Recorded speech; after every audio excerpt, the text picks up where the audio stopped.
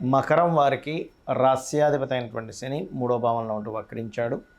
2లో రాహువు, 6వ స్థానంలో కుజుడు. ఆ కుజుడు 19వ తేదీ నుంచి సప్తమంలో ఉండే గురువుతో కలుస్తున్నాడు. సో సప్తమంలో నీచభంగ రాజయోగం జరగబోతుంది 19వ తేదీ నుంచి. సప్తమంలో ఉండే గురువు కూడా నీట్గా ఉన్నాడు, అంటే ఇప్పుడు ఎక్కడా కూడా కంబస్ట్ లేదు.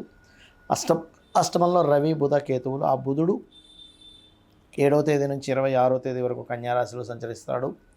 మారి తర్వాత 17వ తేదీ నుంచి రవి మారుతున్నాడు. 3వ తేదీ నుంచి భాగ్యంలో ఉండే శుక్రుడు దశమంలోకి వస్తున్నాడు. మరి ఈ యొక్క గ్రహస్థితిని అనుసరించి ఏ తేదీలు మీకు ఎలా ఉండబోతుంది, ఏ దేవతారాధన చేయాలి, ఎటువంటి విషయాల పట్ల మీకు చాలా బాగుంది, ఎటువంటి విషయాల పట్ల మీకు జాగ్రత్త వహించాలి అనేటువంటి అంశాలు చెప్తుంది నేనైనప్పటికీ చెప్పిస్తుంది సాక్షాత్ లలిత అమ్మవారిగా భావిస్తూ, ఆ లలితాంబిక అమ్మవారి యొక్క అనుగ్రహం మీకు పరిపూర్ణంగా కలగాలని మనస్ఫూర్తిగా కోరుకుంటూ, ఇక్కడ ఎప్పుడైతే ఈ 3వ భావంలో వక్రించిన శని ఉన్నాడో ఇది కొంతవరకు ఫైనాన్షియల్ మ్యాటర్స్ విషయంలో ఆన్లైన్లో చేసే వ్యాపారాల వల్ల మీకు ఫైనాన్షియల్గా బాగుంటుంది అని చూపిస్తుంది. ఉద్యోగాల కోసం ప్రయత్నం చేసేటువంటి వారికి కూడా 3వ తేదీ తర్వాత నుంచి చాలా అనుకూలంగా ఉంది. శుక్రుడు తన స్వక్షేత్రంలోకి వస్తున్నాడు కాబట్టి వివాహము, వివాహ నిర్ణయాలు, వివాహ జీవిత భాగస్వామిని ఎంపిక చేసిన విషయంలో కూడా చాలా బాగుంది. కాకపోతే ఈ 19వ తేదీ నుంచి ఎప్పుడైతే కుజుడు సప్తమంలోకి వస్తాడో కొంత 19వ తేదీ నుంచి కొంత నీచభంగ రాజయోగం ఉన్నప్పటికీ తెలియని తల్లిగారితో కానీ లేదా బంధువర్గంతో వారితో కానీ ఏదో తెలియని చిన్న వివాహం మూలంగా ఘర్షణలు ఉన్నాయి. సంతానం కోసం చేసే ప్రయత్నం ఫలిస్తుంది, అందులో ఎటువంటి సందేహం లేదు ఈ నెల మీకు. అదేవిధంగా శత్రువుపై జయము, స్పోర్ట్స్ రంగాల్లో కలిసి రావడం ఇటువంటివన్నీ కూడా ఉన్నాయి.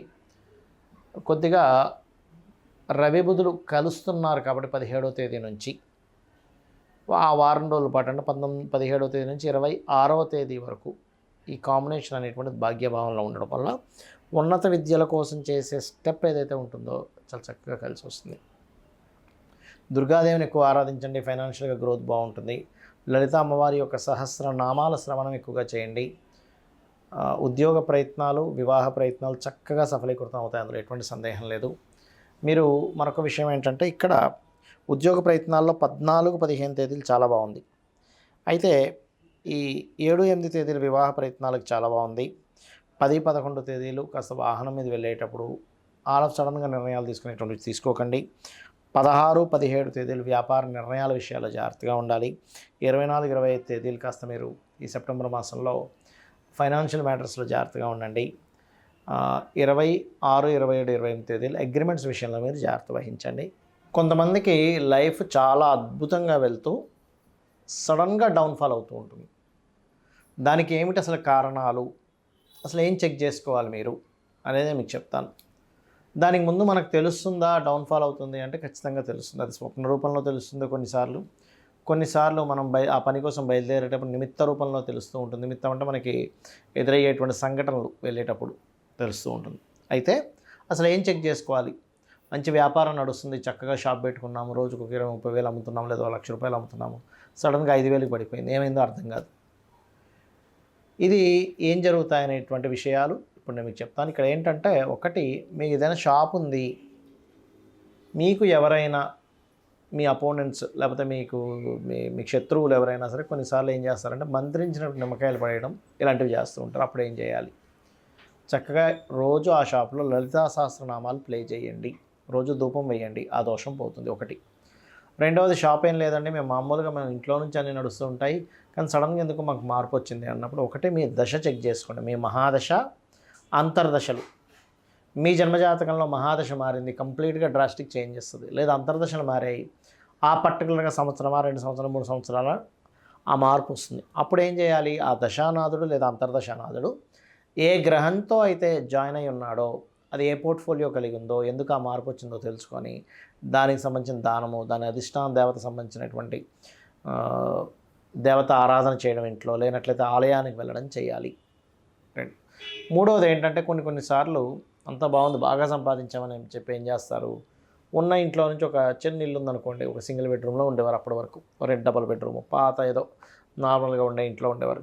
చక్కగా బిజినెస్ బాగా సాగింది, మంచి వ్యాపారం బాగా సాగింది కాబట్టి కొన్ని కోట్లు సంపాదించారు కాబట్టి చక్కటి ఇల్లు ఉండాలి సొసైటీలో, మరి డబ్బులు దేనికి సంపాదిస్తామనే భావనతో మంచి ఇల్లు కొనుక్కుంటారు.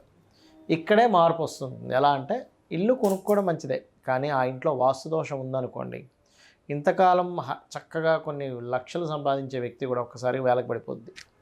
ఎందుకు అంటే ఆ ఇంటికి సంబంధించి చూడడానికి బాగానే ఉంటుంది, ఏమంటే వెలుతురు బాగుంది, గాలి వెలుతురు చాలా చక్కగా ఉన్నాయంటూ ఉంటారు. కానీ ఇక్కడ మీరు అర్థం చేసుకోవాల్సింది, ఇల్లు ఎప్పుడైనా మనం కొనేటప్పుడు, కట్టుకునేటప్పుడైనా ఫేజింగ్ మీ పేరులో ఉండే మొదటక్షరానికి ఆ ఇంటికి ఉండేటువంటి సింహద్వారం ఏదైతే ఉంటుందో ఆ సింహద్వారం యొక్క వర్గు సెట్ అయిందా లేదా ప్రధానంగా చూసుకోవాలి.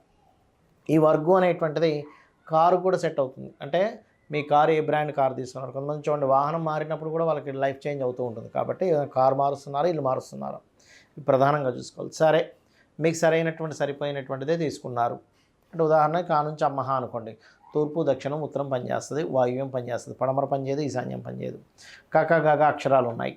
అప్పుడు ఆ అక్షరాలతో మీ పేరు అంటే కాంతారావో లేకపోతే గంగాధరో లేకపోతే గగనానో లేకపోతే గంగానో పేరు ఉంటాయి. అప్పుడేంటి, అప్పుడు మీకు ఆగ్నేయము ఈశాన్యం ఉత్తరం పనిచేస్తుంది, మిగతావి పెద్దగా పనిచేయవు. అదేవిధంగా చ జ అక్షరాలతో మీ పేరు ఉంది అంటే చందను చందన ఇట్లా పేర్లు ఉన్నాయి, జా అంటే జానకి ఇట్లా పేర్లు ఉన్నాయి.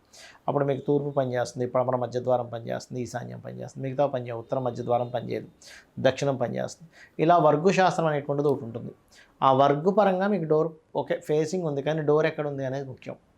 మెయిన్ డోరు పదము అంటారు వాస్తులో, పదం పరంగా డోర్ ఉందా లేదా చెక్ చేసుకోవాలి. సరే, పదం పరంగా డోర్ ఉంది కానీ ఇంకా ఎక్కడో లోపిస్తుంది అన్నప్పుడు లోపలికి ఎంటర్ అయిన తర్వాత మీరు వేసుకునే రంగులు, మనకి వాస్తుశాస్త్రంలో పర్ఫెక్ట్గా పంచభూతాలు ఏవైతే ఉంటాయో వాటికి సంబంధించిన పాజిటివ్ కలర్స్ ఉండడం కరెక్ట్. వాటికి వ్యతిరేకమైనటువంటి కలర్స్ ఉంటే కూడా అది స్టాప్ చేస్తూ ఉంటుంది మన యొక్క అదృష్టాన్ని. ఇక మరొక విషయం ఏంటంటే ఇంట్లో పెట్టుకునే వస్తువులు, ఎక్కడ ఏ వస్తువు పెడుతున్నాం. ఒక్కోసారి జోన్స్ మారిపోవడం వల్ల కిచెన్ రావాల్సిన ప్లేస్లో కిచెన్ రాదు. మనం అనుకుంటాం ఆగ్నేయంలో కిచెన్ పెట్టాం కదా అని. అదేమవుతుంది, కిచెన్ ఎప్పుడైతే ఆగ్నేయంలో కాకుండా వెనక్కి వచ్చేసిందో, తూర్పు ఆగ్నేయంలోకి వెళ్ళిపోయిందో అది పనిచేయదు. అక్కడ ఫైనాన్షియల్ లాసెస్ వస్తూ ఉంటాయి. ఇవాళ రేపు ఏంటంటే ఒక 30-40 ఏళ్ళ నుంచి మనకి బ్లాక్ బండ వేసుకోవడం అలవాటు అయిపోయింది. అగ్ని ఈజ్ ఆగ్నేయం. అగ్ని దగ్గర కోల్డ్కి సంబంధించిన కలరు, వాటర్కి సంబంధించిన కలర్ బ్లాక్ అవుతుంది. అప్పుడు అది ప్రాబ్లం అవుతుంటుంది. ఈ రకంగా బ్లాక్ బ్లూ కలర్స్ ఉండడము ఆగ్నేయంలో, లేనట్లయితే పర్టికులర్గా ఇంట్లో పెట్టుకునే వస్తువులు తప్పుగా ఉండడం, టాయిలెట్స్ తప్పుగా కట్టుకోవడం ఇలా జరుగుతూ ఉంటుంది. చాలామంది నేను కొన్ని వేల లక్షల ఇల్లులు చూసిన తర్వాత వాళ్ళ లైఫ్స్లో ఎందుకు ఈ మార్పు వచ్చిందని తెలుసుకున్న తర్వాత చూస్తే ఇల్లు మారడం, ఆ మారిన ఇల్లు వాస్తు సరిగ్గా లేకపోవడం వల్ల. అలా కాదండి, వాస్తు ఇంకా బాగుంది, ముందు ఇల్లు కంటే వాస్తు ఇల్లు ఇంకా బాగుంది అన్నప్పుడు ఇంకా మంచి మార్పు వస్తుంది వారికి. కాబట్టి దయచేసి మీరు ఇల్లు మారేటప్పుడు, వాహనం మార్చేటప్పుడు ఖచ్చితంగా మీరు ఏ సమయంలో తీసుకుంటున్నారు. ఇంకొకటి, ఒక్కొక్కసారి ఏమవుతుందంటే మంచింట్లోకి వెళ్ళారు కానీ వీళ్ళు వెళ్ళిన టైం కరెక్ట్ కాదు. అంటే 4th హౌస్ పాడైనటువంటి మహాదశ అంతర్దశ నడిచేటప్పుడు ఇల్లు మారుతారు. అప్పుడు ఏమవుతుంది, వీళ్ళు మహాదశ అంతర్దశలు పాడయ్యాయా లేదా ధనహీనతా యోగం నడుస్తూ ఉంటుంది ఒక్కొక్కసారి, అప్పుడు ఇల్లు మారుతారు. ఇల్లు మంచిదే కానీ మీకు దశలో ధనహీనతా యోగం ఉన్నప్పుడు ధనం పరంగా ఇబ్బంది పడుతూ ఉంటారు. కాబట్టి ఇవి పర్టికులర్గా చెక్ చేసుకోవాలి, గుర్తుపెట్టుకోండి. ఇవి చెక్ చేసుకొని మీరు కనుక మారినట్లయితే, మంచింట్లోకి వెళ్ళినట్లయితే మన జీవితం చాలా బాగుంటుంది. చాలామంది ఏమనుకుంటారు, ఏముందిలే వెలుతురు గాలి వెలుతురు బాగానే ఉంది, గాలి వెలుతురే అనుకుంటాం. గాలి వెలుతురే వాస్తు అయితే విశ్వకర్మ ఇంత పెద్ద గ్రంథం రాయడు ఆయన. గాలి వెలుతురు ఉంటే బాగుంటుందని ఒక ముక్క రాసేసి వదిలేసేవాడు కాదు కదా. దానికి ఆయం ఉంటుంది. ఇంట్లో ఎక్కడ వెలుతురు ఎక్కువ ఉండాలి, ఎక్కడ తక్కువ ఉండాలో ఉంటుంది. మరియు ఇంట్లో ఏ వస్తువు ఎక్కడ వాడాలని ఉంటుంది. వస్తువుతో సహా ఉండేదే వాస్తు. అంతేగాని కేవలం గృహ నిర్మాణం ఒకటే కాదు, గుర్తుపెట్టుకోండి. కాబట్టి ఈ జాగ్రత్తలు ఖచ్చితంగా తీసుకోండి, మీ జీవితం అద్భుతంగా ఉంటుంది.